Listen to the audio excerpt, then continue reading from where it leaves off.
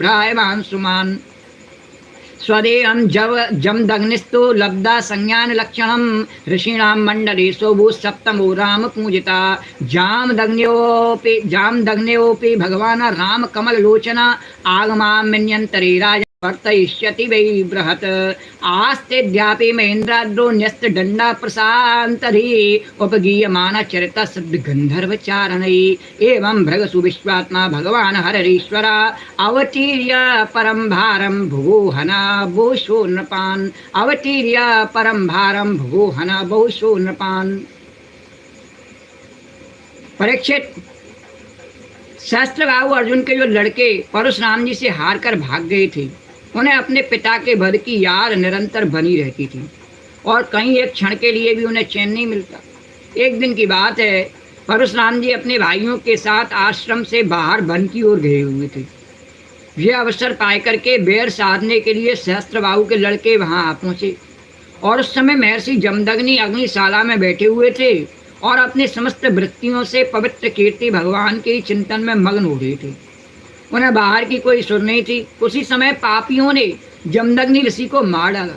उन्होंने पहले से ही ऐसा पाप निश्चय कर रखा था कि हम इसे मार डालेंगे। परशुराम जी की माता रेणुका बड़ी दीनता से उनसे प्रार्थना करती रही, अरे मेरे पति को मत मारो, परंतु उन सबों ने उनकी एक न सुनी। वे बलपूर्वक महर्षि जमदग्नि का सिर काट कर ले गए। परीक्षित, वास्तव में वे नीच क्षत्रिय अत्यंत क्रूर थे। सती रेणुका दुख और शोक से आतुर हो गईं।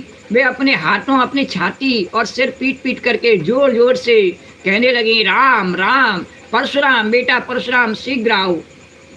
परशुराम जी ने बहुत दूर से माता का हा राम यह करुण क्रंदन सुन लिया।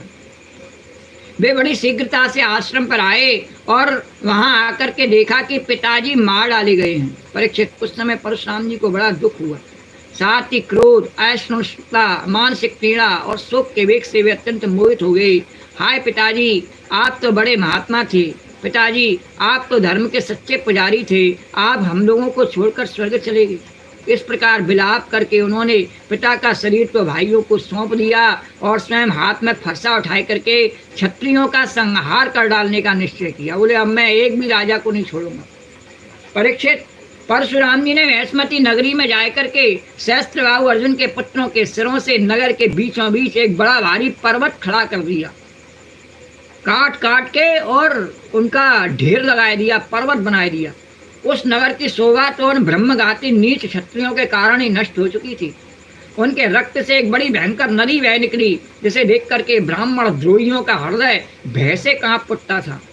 भगवान ने देखा कि वर्तमान क्षत्रिय अत्याचारी हो गए हैं, इसलिए राजन उन्होंने अपने पिता के वध को निमित्त बनाए करके 21 बार पृथ्वी को क्षत्रियहीन कर दिया और कुरुक्षेत्र के समंत पश्चिम में ऐसे ऐसे 5 तालाब बना दिए जो रक्त के जल से भरे हुए थे। महाभारत का युद्ध हुआ था ना, इसी जगह पर हुआ था, क्योंकि पहले ही परशुराम जी ने वहां पर और रक्त से भरे तालाब बनाए थे। वहां की मिट्टी भी लाल है। परशुराम जी ने अपने पिताजी का सिर लाए करके उनके धड़ से जोड़ दिया और यज्ञों द्वारा सर्वदेव में आत्मस्वरूप भगवान का यजन किया।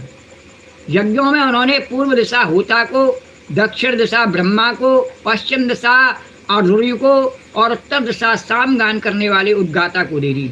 इस प्रकार अग्निकोण आदि विदिशाएं ऋतज्ञों को दी, कश्यप जी को मध्य भूमि दी, उपदृष्टा को आर्यावर्त दिया तथा दूसरे सदस्यों को अन्यान्य दिशाएं प्रदान की। सब ब्राह्मणों को दे दी, जीत करके रखी। उसके बाद यज्ञांत स्नान करके वे समस्त पापों से मुक्त हो गए और ब्रह्म नदी सरस्वती के तट पर मेघ रहित सूर्य के समान शोभायमान हुए।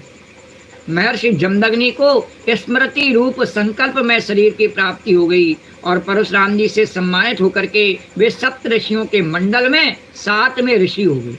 परीक्षित, कमल लोचन जमदग्नि नंदन भगवान परशुराम आगामी मनवंतर में सप्त ऋषियों के मंडल में रहकर के वेदों का विस्तार करेंगे और वे आज भी किसी को किसी प्रकार का दंड न देते हुए शांत चित्त से महेंद्र पर्वत पर निवास करते हैं। वहाँ सिद्ध गंधर्व चारण उनके चरित्र का मधुर स्वर से गान करते रहते हैं। बोलो परशुराम भगवान की जय। सर्वशक्तिमान विश्वात्मा भगवान श्री हरि ने इस प्रकार भृगुवंशियों में अवतार ग्रहण करके और पृथ्वी के भारभूत राजाओं का बहुत बार वध किया।